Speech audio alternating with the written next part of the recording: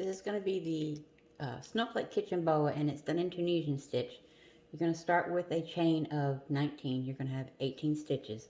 So you start in the second chain from the hook, and you pull up a loop in each beginning chain. Just pull up a loop in each one. Crochet, Tunisian crochet is similar, gives you a result that's similar to knitting. And it's, you work all the way to the end,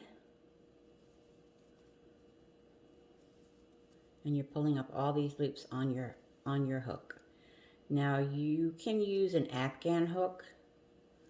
This used to be called the Afghan stitch. You can use an Afghan hook, which is longer, but since this one is only 18 inches, I'm not using a longer hook. If you're worried about the stitches falling off the opposite end, what I did was I put a little rubber band, or you can use stoppers for the knitting needles. But this one's short, so I'm not worried about that. Now when you get your 18 loops on your hook, first stitch, you're going to yarn over, pull through one loop. Then the next stitch, yarn over, pull through two loops.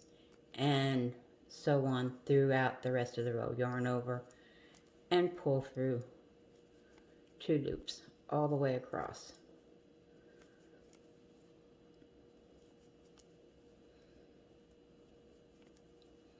Takes a little bit of adjusting if you're not used to the stitch, but once you get far into it, it'll just get to be a routine. And this is a nice simple pattern to start learning how to do Tunisian or Afghan crochet. Then you get all the way to the end and you have two loops left, yarn over and pull through, and that's your first row is made. Now for the next row, you're going to go into that, there's a lot of different versions, but I do it this way. You go into that post right there and you pull up a loop and you go into each one all the way across and pull up a loop.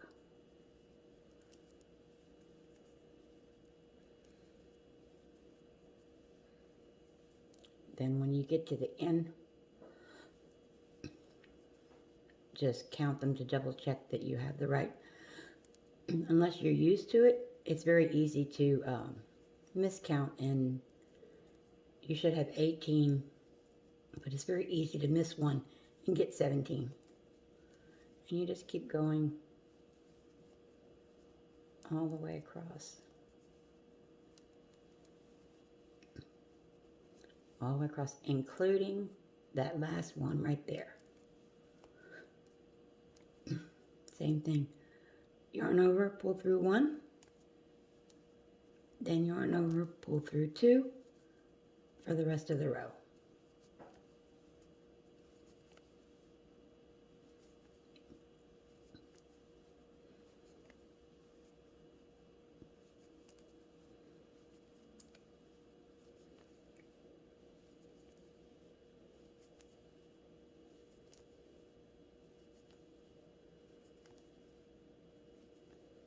And then your last stitch, yarn over and pull through the last two. Now you have two rows. And it's a very pretty stitch.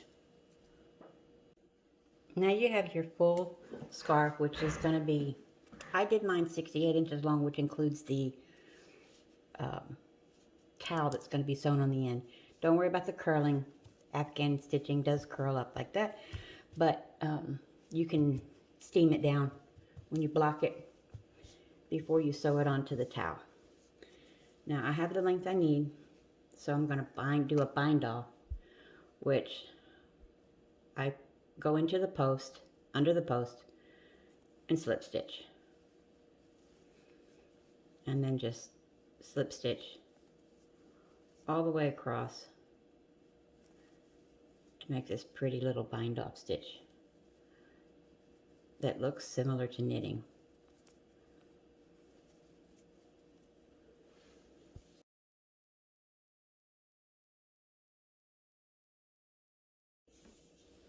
Now for the cross stitch details, again, very simple to do. Pull the contrasting color yarn up, and you're going to make an X across that stitch. And then the other side of the X. Very pretty. You can also do a duplicate stitch just like in knitting. So get to focus. You got an X. And then you just keep going in the pattern. And the great thing about this chart is no two snowflakes are alike. So I noticed in the first one I made a mistake in the cross stitch pattern, but it just made that snowflake unique. And there you go. There's your X's, and you just keep filling in according to the chart, and then you'll have your snowflake. I do two, one here, and then on the other side I will also do one here, and leave the back part that's going to go around the neck, so that's not needed. And then these ends are where you will sew your a half of a towel here, a half of a towel here.